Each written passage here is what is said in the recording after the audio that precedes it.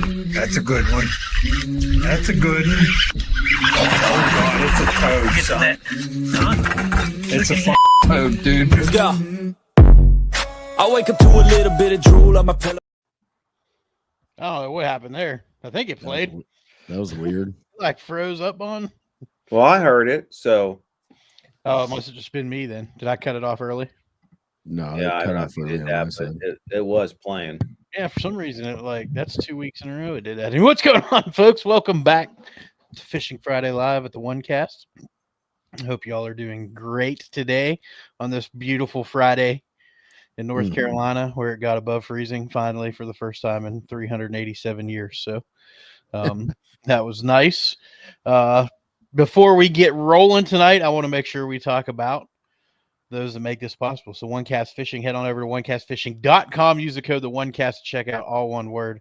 Save yourself 15%, 10%. I don't remember the percent. Save some money on soft plastics, long neck hooks, weedless nets, the snagless line of jigs. Make sure you grab those. Use the code the OneCast. Let them know that you heard about them from us, and grab those jigs today.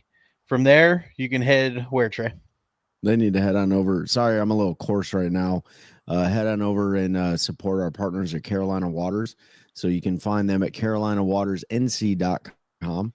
Get your hands on all that UPF gear. You're going to use the code the OneCast just like you would at OneCast Fishing. Get your hands on that UPF gear, those hooded shirts that they got, which are great for fishing or just being in the outdoors.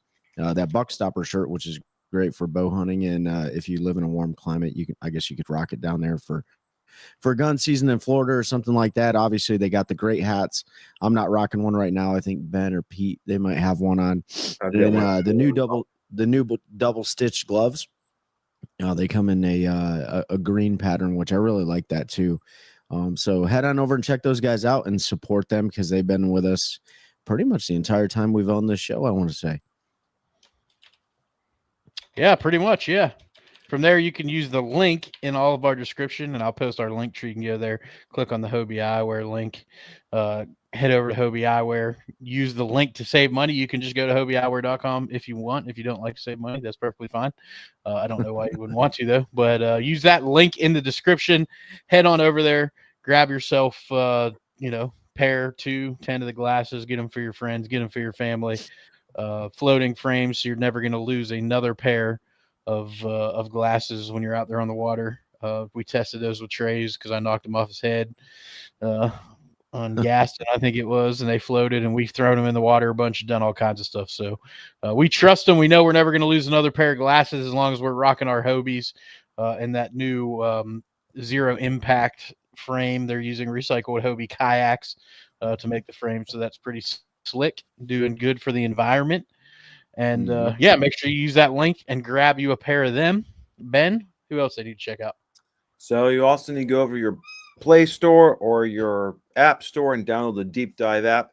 Mentioned it last night when we recorded, but they have added a new feature out there that will help improve your fishing. So if you're familiar with the Deep Dive app, that means you've either done the free trial or you signed up for a year. If you haven't done that, make sure you go do either one of those.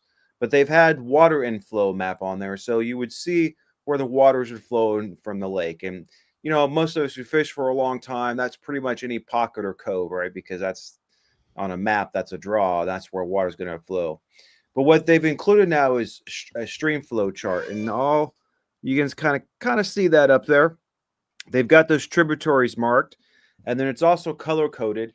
And it's going to give you the previous 2 days and then up to a 7-day forecast of the inflows of that stream here. And so if I click here in Juan Jordan Lake, you can see that's that stream. It's got more flow, and you can see with the forecast in the future, it's actually going to pick up. So like this time of year, it can be very important, especially if we ever get, I think in next week, we might get a 60-degree day with some rain. So if it rains during midday, that's a warm rain. You probably want to go to those areas that have that more of that runoff in it, because maybe to warm the water up a little more food, push the bass up, throw your shallow red crankbaits around this time of year. Or if you're in a place that you haven't had a rain for a long time, those particular inflows that have consistently more because there's more runoff, they're still going to have a little bit more flow than other areas of the lake. So you can help dial in maybe some of the places where you want to go fish at. So that's the newest feature they added. They added that, I believe, yesterday. So it is something to go check out. Deep Dive's always constantly trying to improve their product, help us get out in the water and catch more fish. Yeah, absolutely. And if you're in North Carolina, you're looking for a home anywhere in central North Carolina specifically, but I'm sure Terry can help you anywhere in the country. Make sure you hit up our newest partner, Terry Carpenter, licensed NC realtor at Caldwell Banker, Howard, Perry, and Walston. Terry does this full time. It's his job. He only does real estate. Big shout out to Terry, closing on 2 homes this week. So that's always a good deal, helping get families into their homes. If you're looking for a retirement home, Terry does work with all of the local retirement communities. He's got the ins and outs of that down. So I know at least one of those homes that he just sold was in one of those communities for somebody that wants to move in one of those 55 plus neighborhoods. So Terry's a great guy. He's a bass fisherman, loves to help people, becomes family when you work with him. So definitely make sure you check him out. You can get him at Carpenter T at hpw.com, or you can give him a call at 919-475-5002. Also, if you go to our link tree, I've got him linked in there, so it'll take you to his link tree that's got all his websites and Google business page and contact information, all that there, so you can check them out there as well. There's also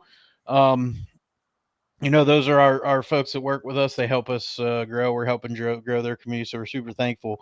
But we have another friend who runs a small jig making company called Higher Power Baits in Western. He's actually in Eastern Tennessee now, Western North Carolina, kind of right there on the border. And he's doing a fundraiser. Higher Power Baits is the name of the company. They're doing a fundraiser right now. He made some special hats up. If you buy the hat, all the proceeds are going to providing hot meals for those in Eastern Tennessee and Western North Carolina that are still living in tents and in man camps and things from Hurricane Helene. That area is still devastated. So if you're looking for a way you can help, you can grab a hat. Let me see. I'm going to play a short video that he did. We're getting fancy up in here. Yeah. Short video that he did. So that you can see what he's got going on. So I'm going to play this real quick for y'all. All right. Hey, folks, back again to talk about the fundraiser that we're doing for the folks impacted by Helene. A few weeks ago before Christmas, I showed off these 423 hats that we had made. Got some orange ones, got some white ones. Ran out of the black ones super quick, but they're back. I went back and did another order. Came in last week. I'm just now doing the video, so I'm sorry I'm late. So those of you who wanted black 423s, they're back in. I have about 6 orange ones left. They didn't have any more of this hat, so when these are gone, they're gone. Be no more.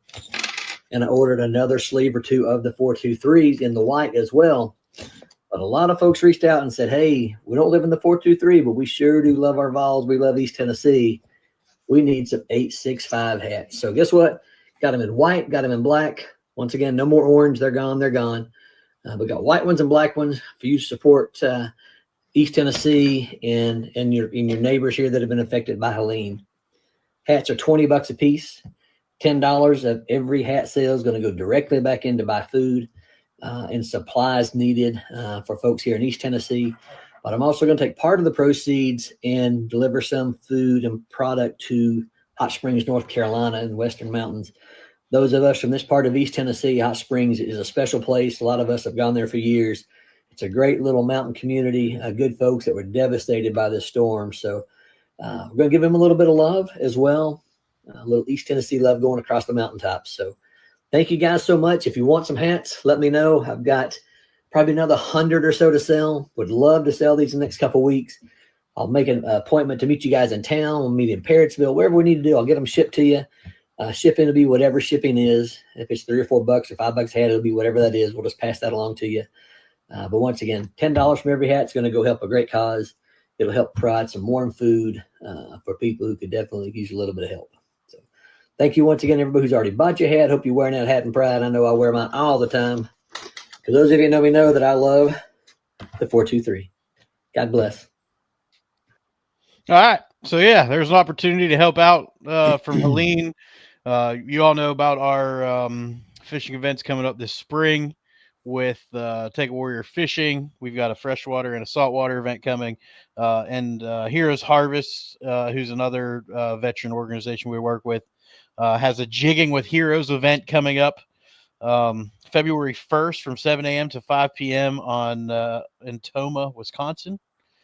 Trey just shared this with me. So if you're in that area, Wisconsin area, you can sign up there to go spend a day ice fishing. If you've never ice fished, it is a blast. So I believe it's open to any veteran. I'm sorry, you sign up and they're going to select a certain number. I don't know how many that is, Trey. I don't know if you have any details. Yeah, so it's so active duty or veterans, you're required to show either your DoD current DoD card, or you get one when you get out of the military, or your DD 214 to show that you served. And the deadline to apply for that is the 27th, so 3 days from now. So you can go right onto the heroesharvest.org website, sign up for that event. It's one of the first fishing events for the year, and this is pretty cool because we haven't done a ice fishing one before. So if you need more information on that, just go ahead and shoot me a DM. But the website is heroesharvest.org. And you can go to the upcoming events and sign up here is located on the bottom, and deadline to apply is 27 January. There you go. So running out of time. So if you're interested and you're up there in the Great White North, I know we have quite a few folks that listen up that way. You can head over there, throw your name in the hat, and maybe go spend a day out there on the frozen pond chasing some fish. All right. What's going on, boys? Man. Hi, Chelsea. Not much, man. Yeah, I know you're tired. You're tired of talking. I'm smoked, man. Which is the first time that's ever happened to Trey in the history of Trey. Yeah, I've been working with some of the units and stuff on base. As I get ready to retire and stuff like that, I want to continue giving back to those guys as much as I can. And I got requested by some guys, and they were like, "Hey, we need some experienced guys to come in here and help out a little bit." And inherently that requires a lot of communication. So I've been doing that for the past 48 hours, but definitely been a blast. I had a great time doing it. And it's one of the things, my buddy and Pete, you met him too. RJ, we took RJ and Jared in March fishing. It was a terrible day of fishing, but a great day of camaraderie and a great day of fellowship. Took those two veterans out on the water. RJ served in the same community that I'm in, and I served with RJ for years. And so he was there too. That was really cool. It kind of, gave him a little sense of purpose as he's retired now, and volunteered some of his time to help some of our teams and stuff out. So, yeah, it was fun, man. I'm just burnt, dude. I mean, it's taxing. But I had a great time. So I'm a little coarse right now, but yeah, other than that, dude, I'm ready for this cold to go away. I'm so tired of it. I'm not going to lie, dude. I saw Heroes Harvest jigging event on the ice, and I'm like, man, I don't even want to see a shred of ice. Yeah. Yep. Yeah. Everything's, most of our small ponds and stuff are still frozen over. So it's a little weird to drive by and see them not working. Or I'm sorry, Fro's not working. I'm reading something at the same time. Yeah, we're having I was saying some streaming. Facebook's having some issues with our stream, so you're able to for a second head on over to YouTube. We're also there. So I noticed that. I noticed on the One Cast Fishing page it wasn't up there at first, so I don't know if it got skipped over. And I tried to add it, but I don't think we can add it when we're already live. So yeah, let me try to edit it. Hey, Ben, so while Pete's working on that, Ben, with all this cold weather and stuff, has this given you an opportunity to work on a whole bunch of jigs and Neds and all that stuff? Yeah, I've been putting things in. Also, still trying to.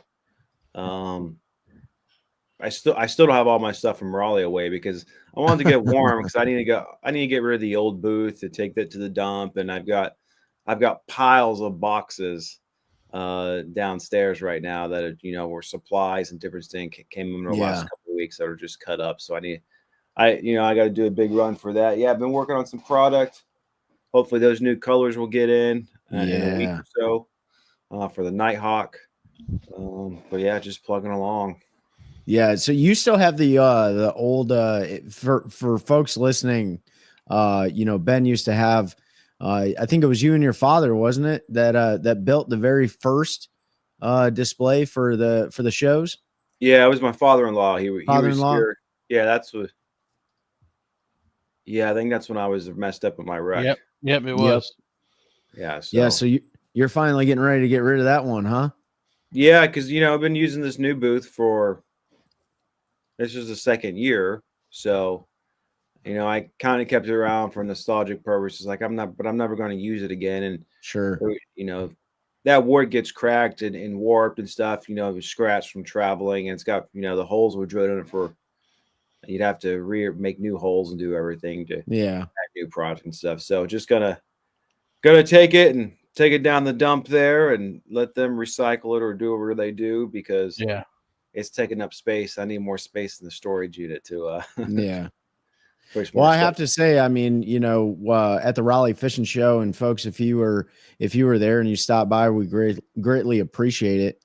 But that one that you have now for the One Cast Fishing booth is real modular. It's real nice, real bright colors, makes it pop and stuff. So I think you start off small and then you go big, and I think it's where it needs to be. What's up, Zach? Hope you're doing well. Dana, what's going on, brother? So Dana, man, I got to get you on. We got to get you scheduled to come on and talk about. We talk about the toxicity in bass fishing. You ought to see these speckled trout dudes, bro. Like, saltwater is wild, and they shut so that those fish are real sensitive to cold stun.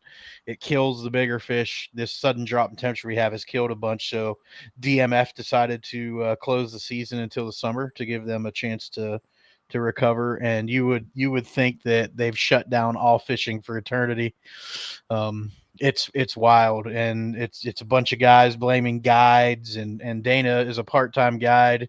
Dana is a veteran. I fished with him a few times, had an absolute blast. I plan on getting Trey out there on a trip with him, Ben too, go out there and chase some saltwater fish. So we'll get him on to talk salt, Dana. I know we've been talking about it, but I've got to make it happen. So I'm gonna hit you up and get it scheduled. He also has a good saltwater podcast they do episodically, not every week. They try to. And Dana, you're gonna kill me because I can't remember the name of it. It's real something. But check Dana out. You can put the name of it down there if anybody's interested in saltwater stuff. We might as well just host his podcast on our podcast. Yeah, we could just host his podcast, what I mean? Our podcast. Mm-hmm. And we can podcast. Is that like a podcast inception? I don't know, but I mean, Bass and Brew. A podcast? It'd just be a joint episode, basically. Yeah, these are joint operations here.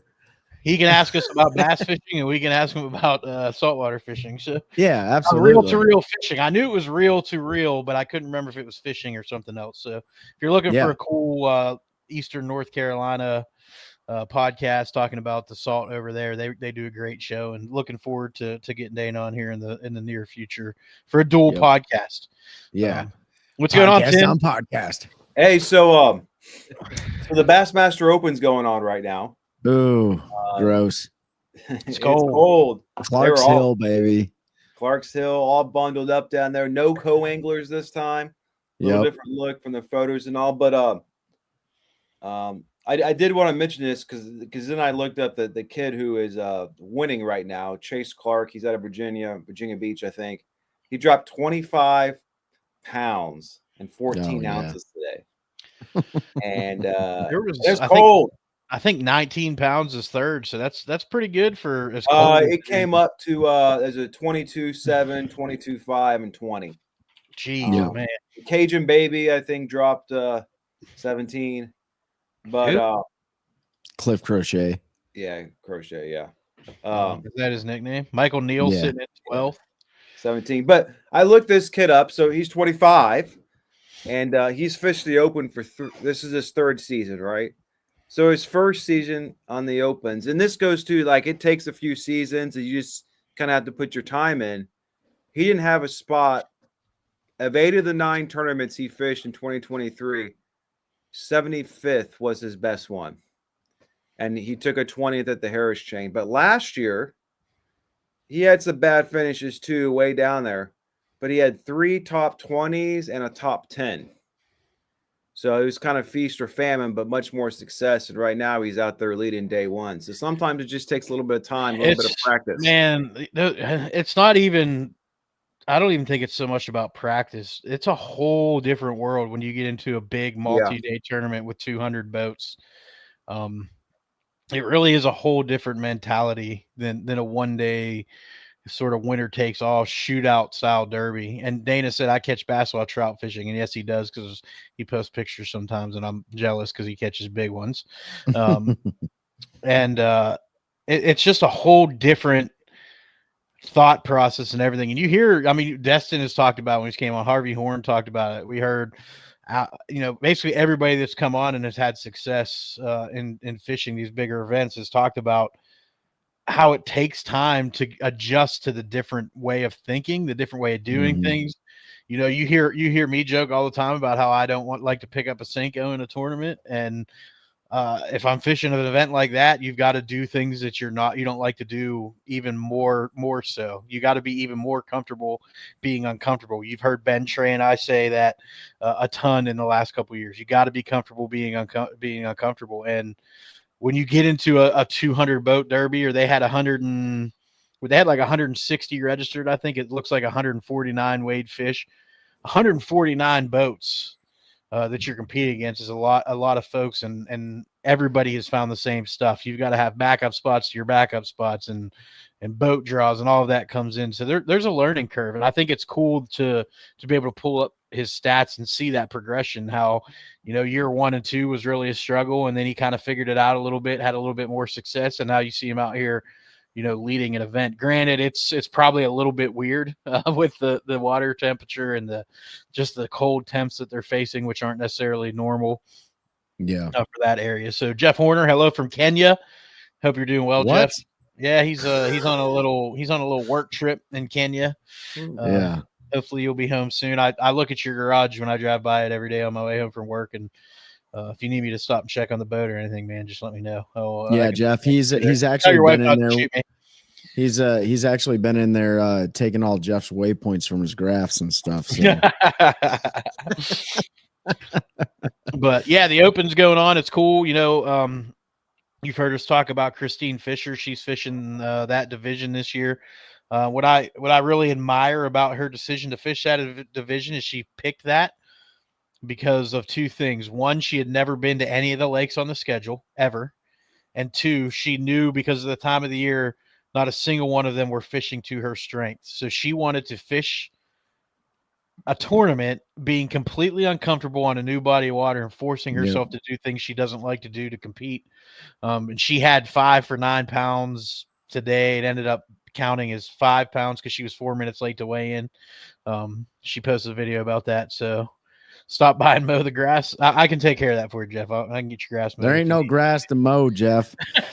Yeah, it's all snow, Jeff. It's all ice. All ice and snow.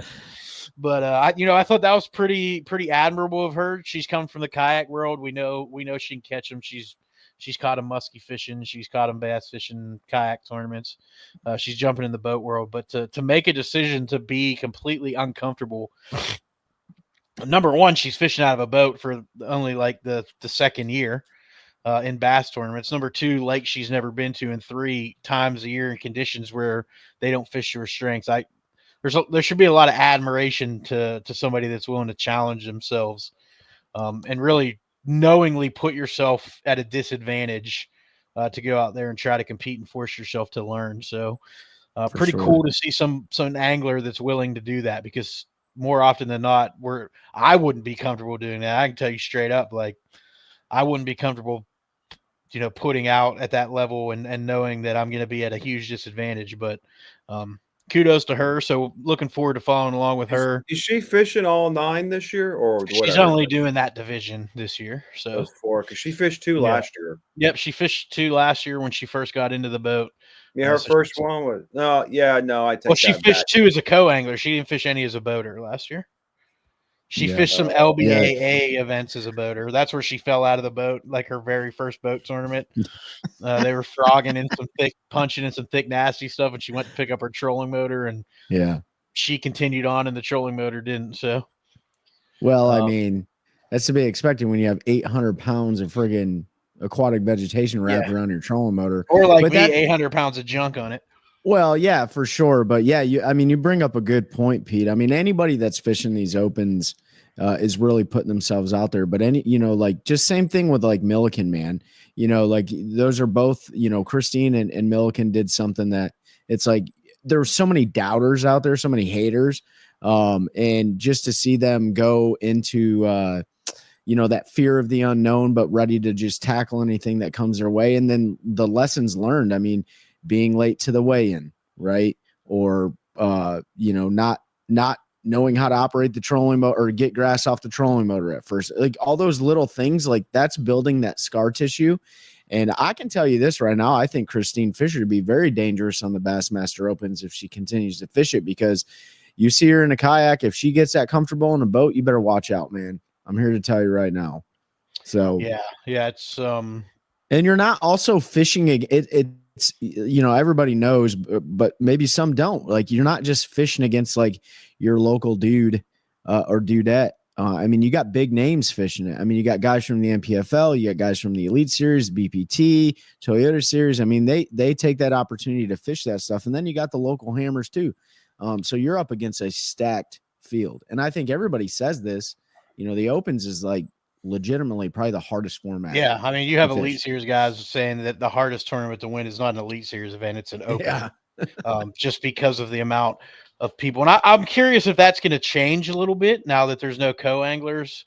Yeah. It's still a lot of pressure, but it does take a little bit off of it. So we will see. Bill Blair, what's going on? Thanks, buddy. Appreciate the congrats. Enjoying having fun out here talking about this stuff. Tim Traney said, boys, what's your approach to having a tournament on a lake that gets a lot of pressure? How do you go about figuring out the pattern? Well, pattern is, I'll go first because I started talking. I'm going to look at time of year. I'm going to check those traditional areas where fish should be. Pressured is relative.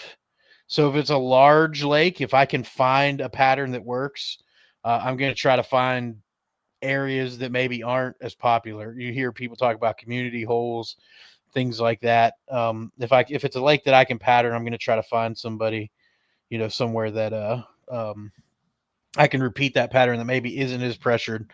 Downsizing, always go more on the finesse side. And Trey just messaged his internet dropped, so he's going to try to reconnect. There he is. Downsize a little bit more finessey. Or on the flip side is I'm going to throw a bigger bait, a glide bait, a big like 1 ounce spinner bait. Because most folks are flipping 1/2 ounce, 3/8 ounce. A lot of guys are going finessing, and you're starting to see a swing.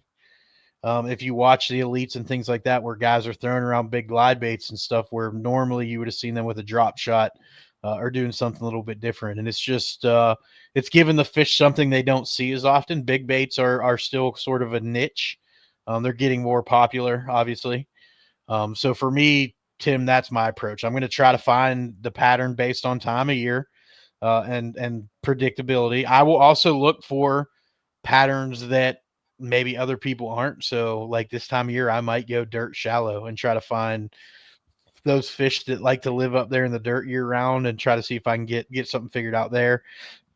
For instance, the Soba tournament this year, the schooling bite wasn't really there. It was kind of weird. The lake was still just finishing up rolling over.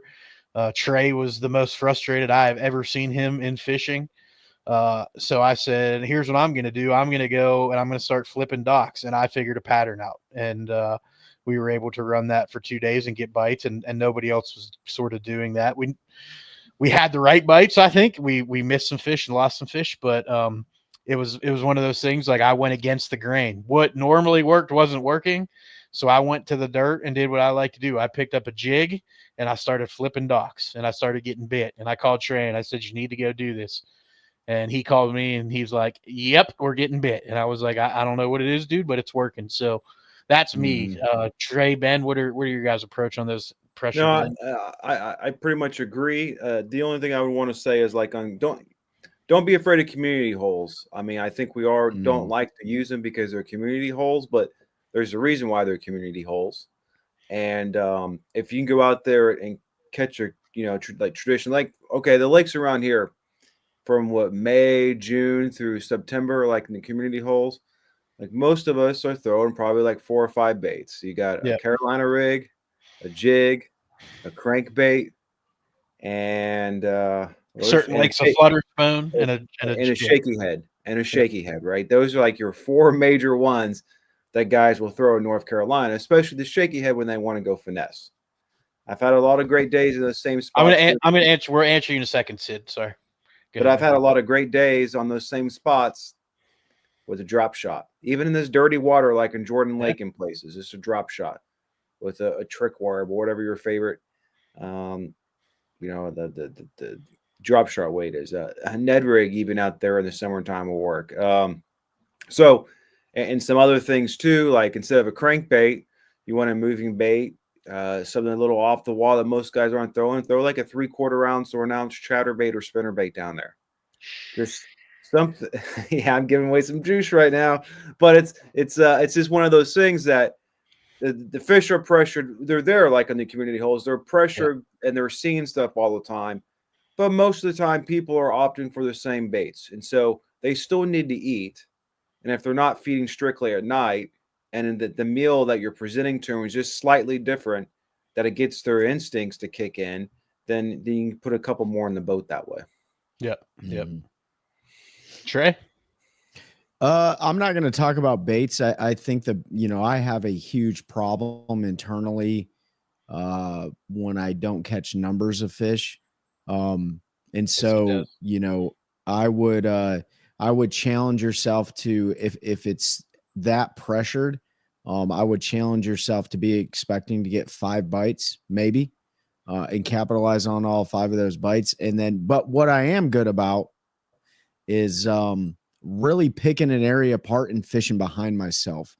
So a lot of times I've noticed on really pressured bodies of water, you'll burn through an area so quickly. And then, there could be that key fish that's sitting you're fishing down the left side of a bank and you're throwing it one way. And then, you just happen to miss that fish that was positioned differently.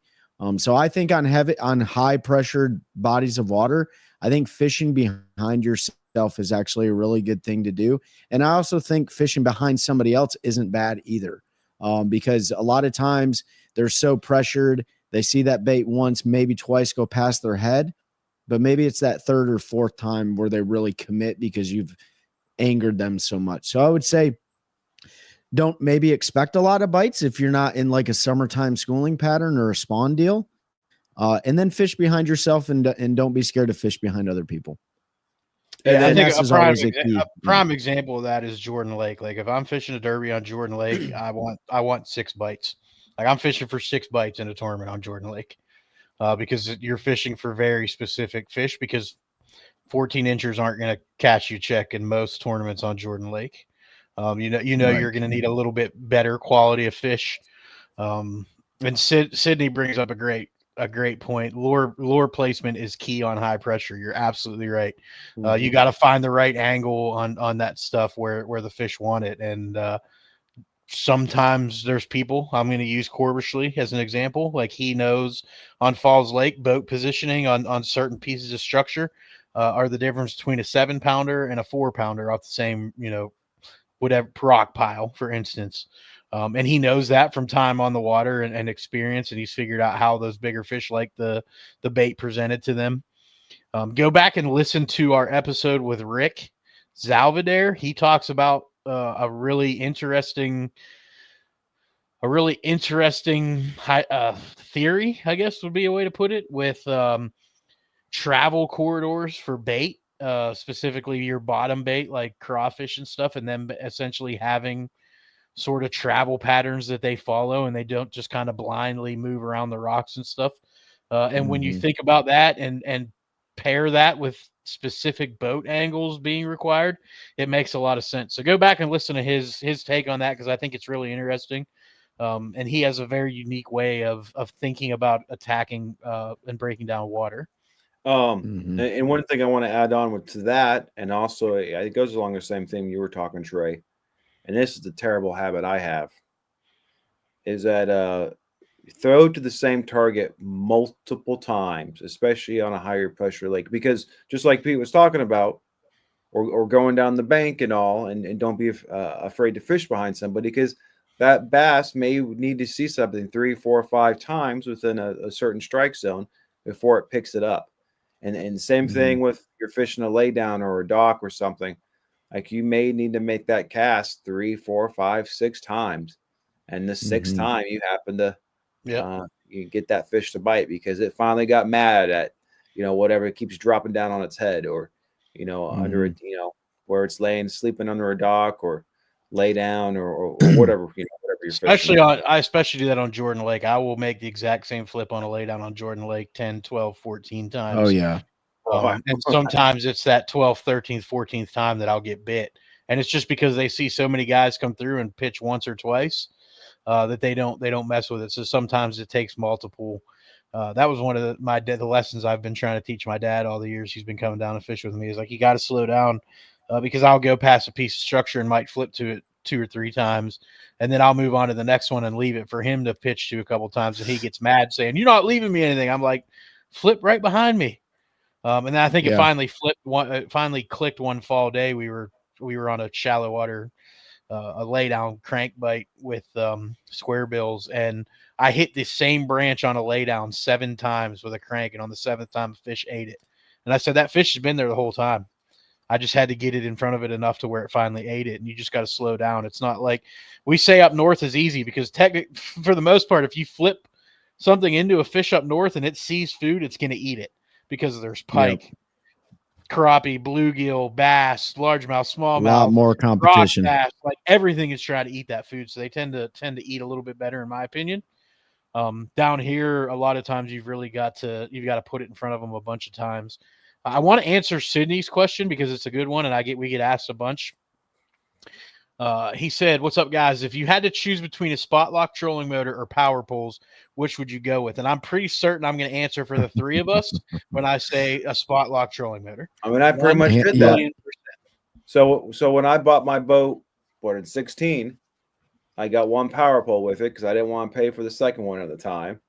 I was like, I'll get one next season. Well, they came out with spot lock, and so the power pole and the trolling motor is about the same price. So I went with the spot lock, and it is it's way more versatile, way more useful. The only time I really use my power pole is to beach to boat, or if I'm bed fishing. Yep. I mean, there's some applications in Florida, like you might be in the middle of the lake, you don't want to drift around, and you're fan casting around, you might drop it down, or a couple of different things. But yeah, spot lock trolling motor is where it's at. I was just gonna say, I don't know where Sydney's at. He's here. He's here in North Carolina. Oh, okay. Yeah. So you might ask somebody that in let's just use Jersey, for example, where they can't use big motors and most of their stuff is 3 foot shallow, right? Or 3 foot deep, whatever. They may have a difference of opinion. But yes, Pete, you did speak for me too. Spot lock trolling motor to me is just so, it's just so important. It's a good safety thing when it's windy out and you're trying to retie, and I'm the same way. Like I'll use my power poles, but mostly it's for loading, unloading the boat. And yeah, like if you're on a shallow flat, but yeah, that spot lock trolling motor, man, that's one of the most, that's a pretty overlooked piece of technology in my opinion, but it's definitely everybody important. Talks about how much graphs and forward facing sonar and all that have changed fishing. Spot lock has changed fishing more than any of those technologies, because now we can set up, we can hit a button and we don't move. We can fish a point all day and sit there and not move but a foot or two off of a spot, and I can sit there and pound a school fish or whatever it is, and I don't have to think. I don't have to look at my graph to make sure I'm on the contour line or I'm right where I want to be. I click a button on my trolling motor and I know that I'm going to be within a couple feet of that. Yeah, up until LifeScope came along, and really the last 4 years when LifeScope's coming off, I've said if I had to choose between spot lock and like side imaging or down imaging and stuff, I'm probably going to end up going with spot lock just because the functionality. Yeah. I mean, you'd have to do a lot more graphing with 2D or something to maybe find those spots. But once you do, then you can hold it down. Because Yeah. I mean, one of the first times after I got it, I think it was on Heiko or something, and I was fishing a point with a drop shot, and there's probably 15-mile-an-hour winds going across there. It's like there's no way I could fish this hump out in the middle here effectively without spot locks. Yeah, Jamie Williams, a guy I worked with, I fished with, a good buddy of mine, had never fished with spot lock, and he jumped on my boat for a derby one day, and we pulled up, and I had a little thing going in the morning on a shad spawn, and it was a very specific little rock pile, and we needed to stay on it, and I hit that button, and we never moved. And he was like, I think I need one of those. Like he saw, he was one of those, like, I don't really understand because I've never used it. And to Trey's point, just to retie, you're sitting out there fishing, you want to retie, you push a button and you can sit down and you're not worried about where the wind's blowing you, all of that. So for me, spot lock. When you catch a fish, yeah, when I lock into the fish, one of the first things I do is I hit that button to lock it, regardless of where I'm at. But like, that's really good if you're fishing a laydown or a dock or something, especially if you're fishing with the wind, because by the time you get that fish in, right, any other fish that were with it, you've blown out the spot. Yeah, great question. I appreciate that. Seth says power pull. That's because Seth doesn't know how to fish in anything that's deeper than 5 foot. So that's for him. Well, yeah. I know it's a lot. That's untrue. I've actually seen him scope. I can't believe it, but I know. Not anymore. But Jonathan Williams says, "What's up, guys? Hope y'all are doing well. Love the episode with Seth and his wife. Appreciate that, Jonathan. Yeah, we had a lot of fun with that one. We just dropped an episode with Josh Watkins' wife, so a little bit different experience fishing for the Army Outdoor Team. So make sure you check that one out. We had a lot of fun with her as well. This week episode dropping on Thursday is the three of us goons breaking down MLF's upcoming schedule. So looking forward to that.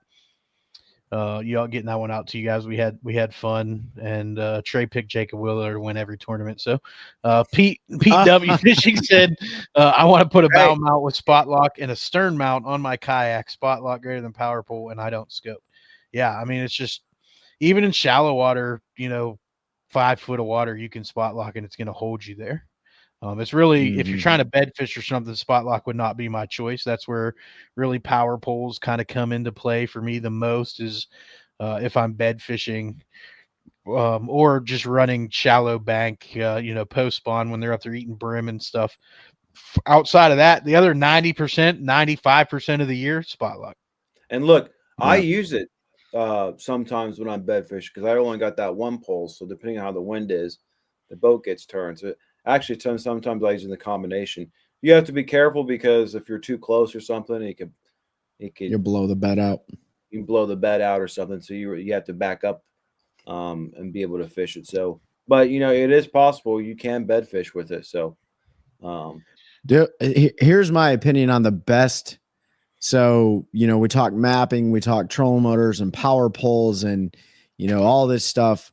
But honestly, like if I had, $2,000 or whatever it costs, right, and I had to go between all this technology that I would buy, I'm going to go with batteries. I mean, we're not sponsored by any battery company, but I can tell you, like, that is the worst problem to have when you're out on the water. You don't have the technology. You don't need the batteries. Well, I mean, but if you're just running, a couple little hook fives, and you got a regular Maxim trolling motor, and it's 24 volt, whatever, man, though, I'm here to tell you, like, there is nothing worse, in my opinion, than dying in the middle of the lake. And get, so batteries. And I always tell people, we get a lot of questions about, like, hey, which forward facing sonar, should I run, or what graph should I pair it with? And my response to a lot of guys is like, well, what kind of power do you have in your boat? Because you could be running Lowrance Active Target 2 or the new Humminbird and the new Garmin. You could have the best of the best.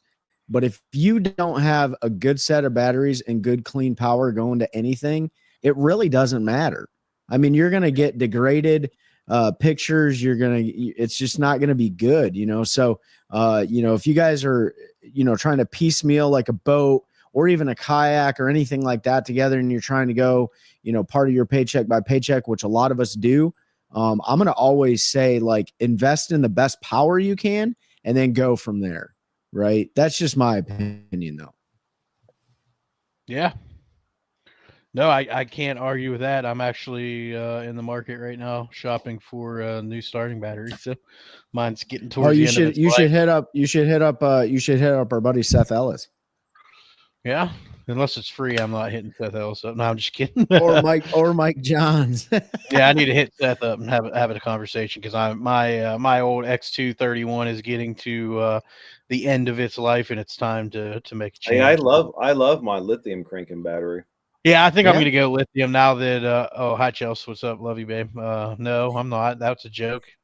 Any battery companies out there that want to sponsor a podcast, holler at your boy. I will maybe Lithium Hub. Yeah, but no, I do. Let's my go my Ionic. battery, I noticed last year it's taken longer to charge. Still good on the water, but that's usually the first indication that you're starting to get towards the end. So yeah, I need to start looking around to make sure I'm in good shape. I did send my 360 in today that I ripped the guts out of last year finally. So I'm getting ready for the season, as I know everybody is. We got some warm weather coming this weekend. Warm being relative, it's going to be in the 50s. So probably going to get in the garage a little bit and start getting some tackle right. I got to strip rods. I got to figure out what line I need to do, get my gamma order in for the spring tournament season. I know Trey stripped all his rods the other night. Ben doesn't change his line, but once every 32 years, so he's still good for another year or two. No, I got to reline all. He's mine. like, I got shoelaces. Ben's gonna reline. Yeah. I'm just tying shoelaces on again. So for us, season's getting ready to roll. Ben, you gonna get out this year? What's that? You gonna get out more this year, you think? Yeah, I definitely will be out. Oh yeah, you're going down to Florida, weeks, right? Yeah, I'm still going to try to. This cold front's kind of messed things up, and the plastic is getting delayed now too. It's kind of messed things up because they were supposed to be here this week, and now it may not be to the end of next week, and that's when I was gonna go. So, well, I may. I can come pick them up for you at the house. It's no problem. Yeah, I know, but I may. There's gonna be a bunch of boxes. All right, I'll get them in the garage. You just may be missing one. It'll be fine. But or 5. So I may not go down there as long. I'll probably delay it a week or two at least, and then. Yeah, let a little warm, normal weather get in there and get things back on track. Yeah, that's probably not a bad idea. And then hopefully next week, I think we're supposed to get a 60-degree day. I'll get the boat out and make sure it starts and runs and put the graphs back on it and, start doing all that type of stuff. Because I heard we might have another cold snap coming. Have you guys heard anything about that? Like I really hope that's inaccurate. So I haven't looked, so I don't know. I got the fishing fever, man. Like, it's been weeks and weeks and weeks. It feels like a year since I've been out, and I really need to get out there and just like you were talking about, both Ben and Pete, get the boat fired up, make sure all the electronics are good. That's I just switched out new graphs on the boat, and a new forward-facing sonar unit. I didn't put that transducer on yet. I'm not worried about it right now, but I need to get everything dialed into, make sure all the GPSs are, if there's any sort of syncing that needs to happen, any updates that need to happen, get all my settings dialed in, and just like stripping line. Like I'll tell you this. Here's another piece of. And I learned this from Pete this year, because he's all about gear, man. Like, he's got every piece of gear for everything. He's almost like, I'm a gear. He's like gear. You can't say it. You can't say it. Yeah. So, right. But that line stripper, and my wife got me one for Christmas. I think it's made by Rapala, whatever. That and I used yours down at Lake Murray, Pete. Like, that thing expedites the process so quickly. And yeah, you can use a water bottle and a drill and stuff like that, but this thing's like, I don't know, like $13 or whatever Takes a Yeah. couple batteries, and That it just mini one you can strips. catch on sale for like $7 all the time. Yeah, and it's such a great little investment that I have overlooked forever, and I'm so glad that I got that for Christmas because it probably took me, I'm gonna say maybe 10 minutes to despool like 25 rods or 25 reels. So it wasn't that bad at all. And yeah, I mean, I probably despooled like $400 worth of line. Have you So got one of the spoolers yet? I do have one of the spoolers. I'm Like the ones that I'm got a pretty Bass Pro? The yeah, I'm pretty No, I don't stubborn. have one of the power ones. Oh, I don't have a power one. No, I don't have a power one. I mean, spooling line's really easy because I don't tie my line around the spool. I don't put it unless there's no holes in it. I'll put like a small piece of electrical tape or something like that on there, but I just stick it right through the hole and start reeling and I've never had an issue with it before. Maybe you guys have a different opinion on that. I was talking to someone else at the Raleigh show. They asked me that question. It's like, usually I'll put a knot in it unless it's got the holes, right? So it didn't go through a couple of times and there's some friction. Yeah. Because he's like, yeah, I didn't do that one time. And my buddy went to use it and he cast the whole thing off, all this line. Well, I mean, yeah, if you got 4 feet of line on there, then you're probably going to be. He said he had to spool it up all the way. So I don't know. Well, that was the longest cast in the history of cast then. Well, it is possible. If you got, I don't know what he probably wasn't throwing like a 1 ounce weight or something, but yeah, I mean, some of those things you can chuck, but that was the cool part about, fishing with all you guys. Everybody does stuff just a little bit differently. And so you get to pick up certain knots and the way that you store tackle and, even Hal Abshire, I didn't even think about this, right? This was last year going through his bass cave and I never thought about it because I don't carry 500 rods with me like a lot of guys do. I mean, I carry a pretty big amount, but clicking your reels, your reel handles to where they're completely parallel with your rod, right? Saves on space and saves on time when you're going in your rod locker. At least for me, it does. And he showed me that, and I was like, oh, it's a cool little trick. Never thought about that before, And then the way that guys have Carolina rigs that are pre-made, right? Some guys wrap them around like a little piece of pool noodle, like that big. Some guys wrap them around like a piece of cardboard to expedite like a Carolina rig. Just pull that leader line off there and tie it up and you're good to go instead of fumbling around with a whole mess. So little tricks like that really help out a lot. Yeah, I don't throw a Carolina rig enough, so I just tie as I go. But for the guys to do, it makes a lot of sense. Absolutely. Yeah, you definitely learn little things that you take into your account and makes you more efficient. What's going on, Steve? He said got the new boat. We're all rigged up and done today. That's awesome, man. Look forward to seeing you put the first one in there. Trey, I was just looking at the weather. It's going to be 60 on Saturday, so we're probably going to go fishing. It's supposed to be 67 on Wednesday. Yeah, I know, but some of us have jobs. So me. I So Trey will be fishing. Hopefully, I can at least get the boat dumped in. I check won't be. It out. Yeah, I won't fish very much. I'll go check out some of the spots out here. You're talking about next Saturday? Yeah, next Saturday. Yeah, the first. Almost 60 first, degrees. yeah. Almost 60 degrees. Yeah. So And good winds too. You already got a date bagging up Pearl Nighthawks. No, we can do that Sunday. We can do that Sunday when it's raining. We'll meet you after church. Paul Stevens said he made a spooler on his 3D printer. That's cool. Yeah, I kind of want a 3D printer just so I can make fish. Yeah, Paul stopped by today. I was telling him, I got the software. I just got to figure out how to design stuff now to be able to do it. Yeah, yeah. Tim Trinity Paul, you're said, gonna have to send us a picture of that. Yeah, send one in the group, Paul. I'd like to see that. Tim Trianti said, what's your opinion on spinner baits? Is it me or it seems like its popularity has died? I know for me, if I only had one bait to throw, it would be a Stanley Wedge 3/8 Golden Shiner all day in Massachusetts. I think it's regional. We talked there are about definitely areas. Yep. Yeah. We did talk about it last week. This bait has taken the spinner bait a lot of what it used to do. A lot of guys are throwing a bladed jig now in place of a spinner bait. You've seen technologies with crankbaits, lip designs that allow you to bring it over the top of grass without it getting tangled. So you're seeing guys throw that more. Come to North Carolina, there's still a ton of us chucking a blade. I always have one tied on. Yeah, yep. You don't see it as much in the big derbies because they do a better job of hiding what they're throwing. But trust me, there's plenty of guys out there on the Elite Series and some of the other that are still grinding a spinnerbait around when the conditions are right. Damn right. It's one of those cyclical things too, man. Like things come and go. Finesse is going to come and go. Big baits are going to come and go. It's kind of up and down thing. Something gets popular.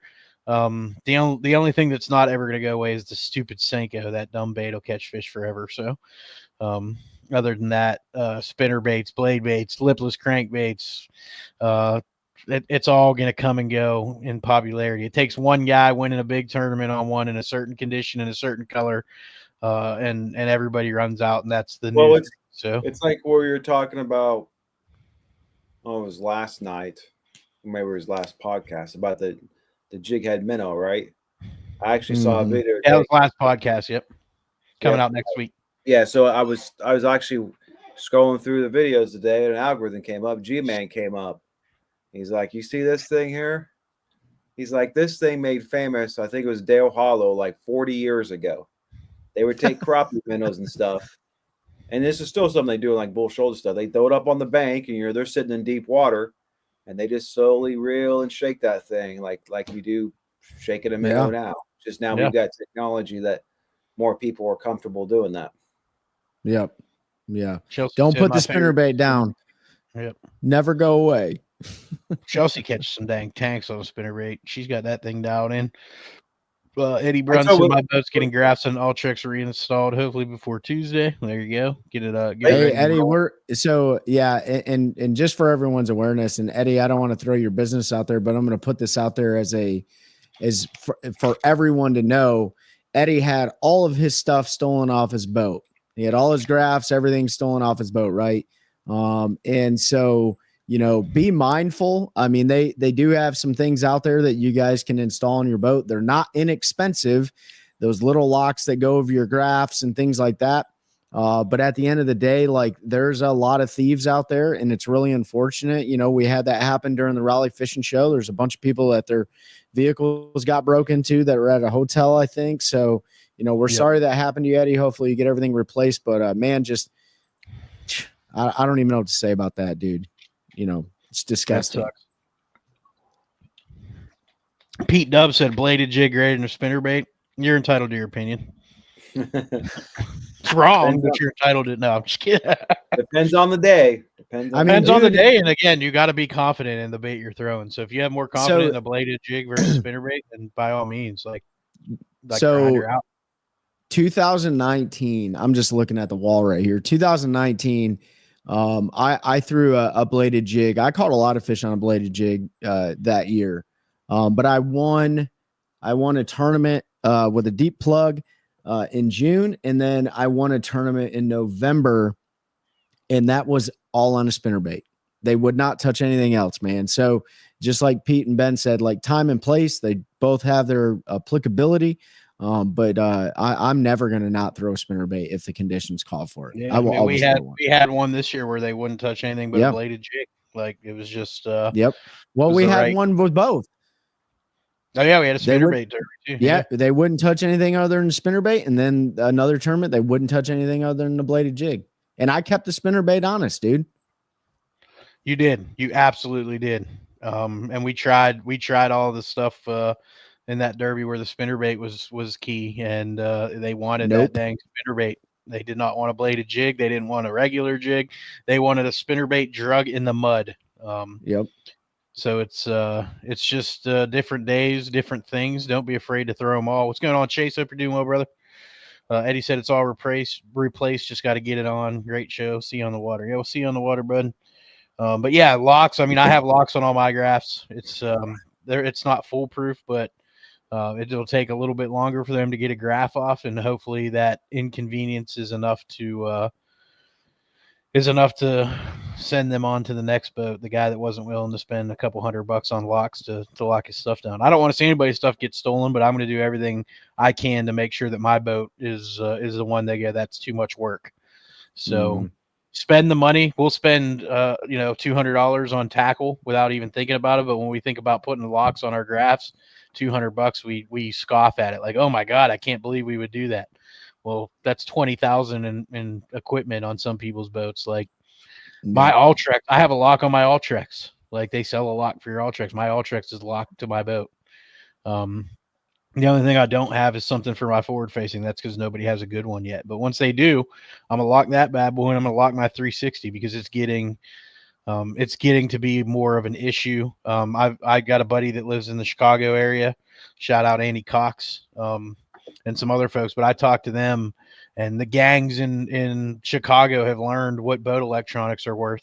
And guys are pulling their boat to the ramp and getting surrounded at a red light, held at gunpoint. They're stripping everything off their boat and they're letting them go because they know they can sell it on the market, make a quick couple $1,000s. So criminals are finding those soft targets that they can make quick money. And the guy driving to the ramp at 4 a.m. is usually not on top of their game, depending on the person. And they can see that as an easy target. So just always be vigilant. One of the things that might help you all out too, and this could be an after the fact situation, but one of the things that I do is I take pictures of all of my serial numbers on all my electronics and stuff like that in the boat. I'm not so much worried about the tackle and the rods, but like Pete said, the electronics, man, I got $10,000 between 2 graphs on my boat, my trolling motor, my forward facing, stuff like that. And so I take pictures of serial numbers and I register everything too, so that there's some, if you're the first owner of it, you should totally register your guys' stuff because that helps with the warranty. But then B, you always have like a backup plan where your serial numbers or whatever are in that system. And that helps out the law enforcement a lot because, it's not just pawn shops they take this stuff to. Most of the time it's sold online. But you can track that stuff. And, if you take pictures and capture those serial numbers, that might help you out or might help the cops out for an investigation. Yeah. Yep. Awesome. Well, I appreciate everybody. Go ahead, Ben. Sorry. No, I'll say this offline. Okay. Appreciate everybody jumping on. We're just over that hour mark. We appreciate everybody's questions. Apologize for some of the technical issues, but it looks like everybody found us eventually. So we appreciate you all being here. Appreciate the continued support. Next week, we're going to be joined Fishing Friday in studio by Nick Kincaid, one of Carolina Waters owners, fishes Toyota Series, fishes against Trey and I, and Fishers of Men, and just a good friend of ours. So looking forward to having Nick come in the studio, talk a little fishing. He just hit us up and asked if we cared if he came in, and we were like, heck no, man, it's always good to have friends talk fishing. So looking forward to next week's live. Again, Thursday, 7 p.m. episode will drop. We break down Major League Fishing Bass Pro Tours 2025 schedule, talk about our predictions for the year there. And maybe we'll actually go back this year and I might listen to it and write down what we said so we can reference it next year and see if any of us were even close. But I don't have anything else, boys. You all got anything? No, thanks everyone. Appreciate it. All right, man. Ladies, gentlemen, Gentiles, everybody, appreciate y'all jumping on, checking us out. Appreciate the support and helping us continue to grow a culture of anglers helping anglers one cast at a time. That's a good one. That's a good one. Oh God, it's a toad, son. It's a toad, dude. Let's go. I wake up to a little bit of drool on my pillow, feel like it's gonna be a bad day.